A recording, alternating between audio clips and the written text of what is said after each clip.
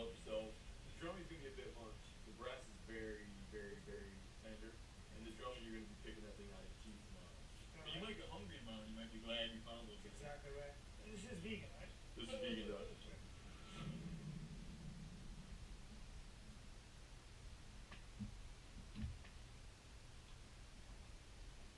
So we can see the contrasting styles here.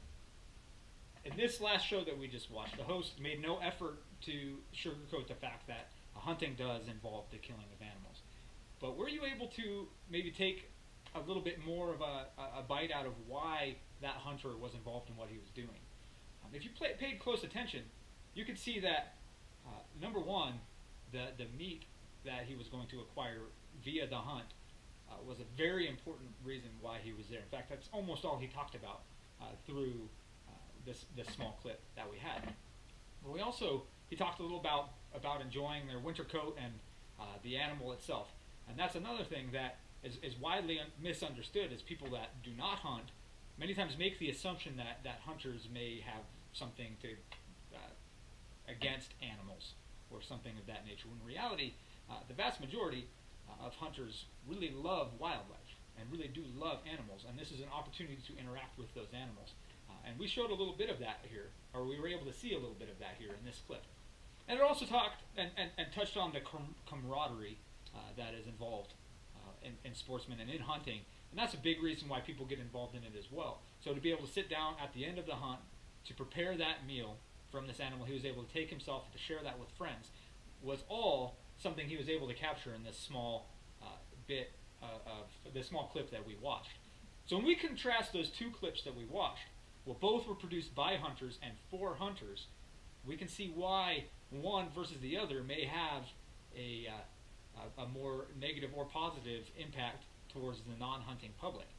And so as sportsmen, and knowing the importance that we do carry towards the conservation of wildlife, we want to be ambassadors of the sport, and we want to have a positive impact to the non-hunting public.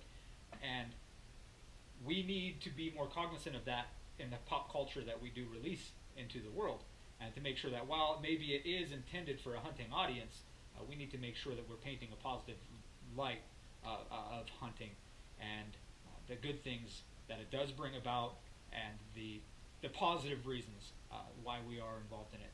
And so that's for us that are hunters. And for those that, the vast majority that might watch this are probably non-hunters, that's what the question I want you to ponder is, when you do see these pieces of pop culture, and maybe they are related, they are designed for hunters, or maybe they are designed for non-hunters, such as the movie Bambi that we discussed earlier, ask yourself, how is that impacting your view of the outdoors, about hunters and fishermen and women that are involved in the outdoors, and how that impacts your decision to support those men or women, or to not support them.